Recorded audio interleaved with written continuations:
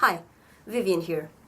Last week was a big week for space enthusiasts in China, so we landed our first moon rover, Yutu, the J Rabbit, on the moon. Yay! The rover was taken to the moon by spacecraft Chang'e No. 3 and will explore the Earth's close companion for at least 3 months before it stops functioning. Yutu is not expected to physically return to Earth, and therefore will stay on the moon and become a permanent resident, just like other animals that have been stuck there for thousands of years. Wait, are you saying that there are no animals on the moon? Why are we calling a lifeless rover the J Rabbit anyway? How did the rabbit get involved with the moon? I mean, how did any living thing got involved with the moon in the first place? And so one thing led to another.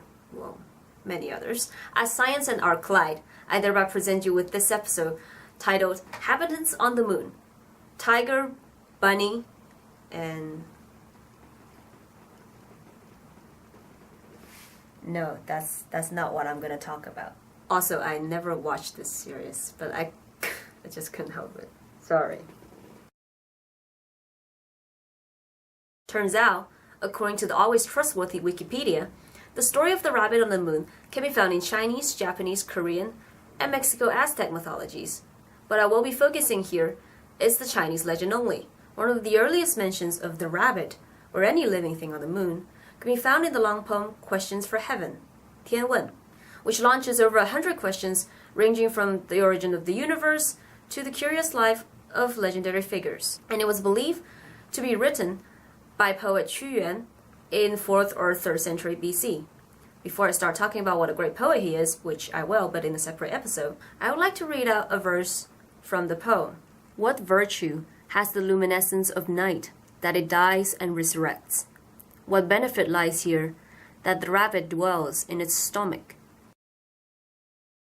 Interpretations of the first question has so far been uncontroversial. The death and resurrection of the moon obviously refers to the lunar phase, where the illuminated areas of the moon changes over time. In the second question, however, scholars have been very split on what kind of animal that Qu Yuan was referring to.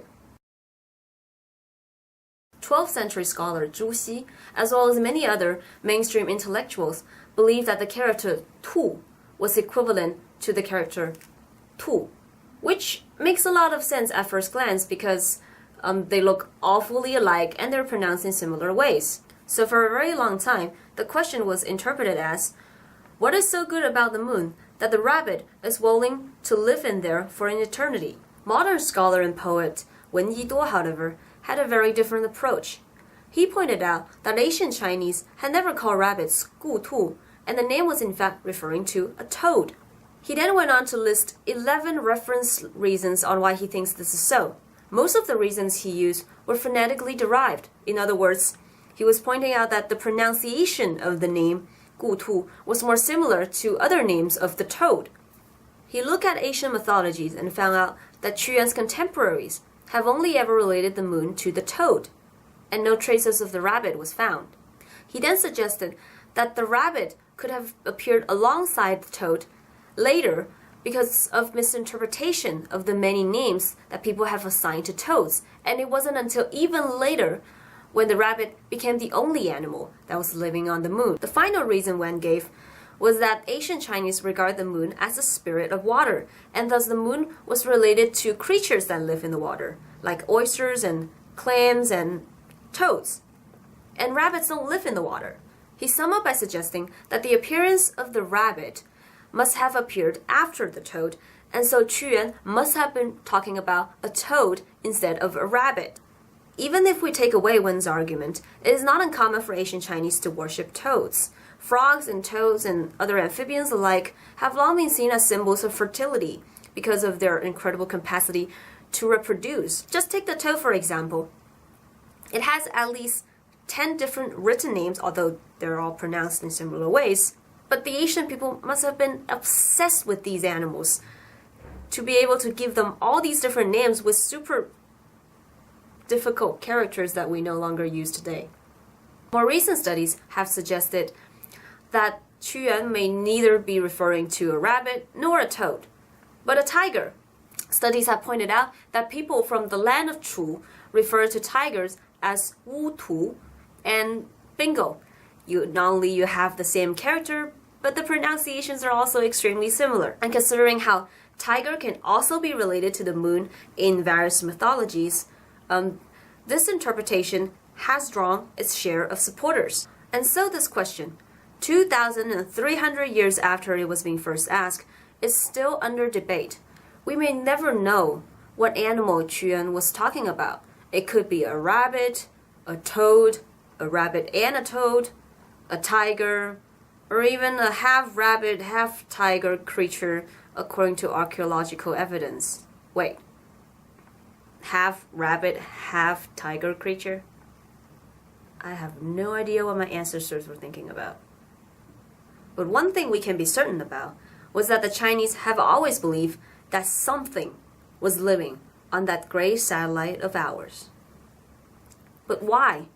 What made my ancestors think that anything was living on the moon at all? This may be explained by the psychological phenomenon called pareidolia, a state in which you perceive meaningless stimulus as something meaningful. A famous modern example of pareidolia is the face on Mars, where a random shot of a hill on Mars was thought to resemble the face of a man. Photos taken later from other angles show no sign of the so-called face. The rabbit, or anything on the moon, was also thought to have originated from such illusion. Take a look at a typical shot of the side of the moon that we can see. Notice how randomly the dark areas are distributed on the surface. It wouldn't surprise me at all that someone would picture a toad, a rabbit, or even a tiger. Wait. Okay, things kind of got out of control. And then I had one last question left in my head. I told you, one thing led to another. Why are we always looking at the same side of the moon? What about the other side? What does it look like? Turns out, the other side, or the far side, consists of mostly highlands, which has a brighter color and not so much darker regions. Had human beings been faced with this much more boring side, our god and moon would have looked like Kirby. And the reason this side of the moon is now visible to us is a result of synchronized rotation, which occurs when the rotation period of a celestial body is identical to its orbit period. That is to say, the moon spends almost exactly the same length of time to rotate around the Earth and to rotate around its own axis, thus always facing the Earth on the same phase. The image on the left shows moon's synchronous rotation. The one on the right shows what would happen if the moon never rotated around its own axis. In that case, we would get to see all phases of the moon. Of course, the two periods are not perfectly in sync, nor was the moon's orbit perfectly circular, resulting in what we would call libration. So we actually get to see about 59% of the moon's surface instead of only 50%. Thanks for watching this video. If you're interested in this topic, feel free to check my list of references below or leave a comment. Please share and subscribe, and I'll see you next time.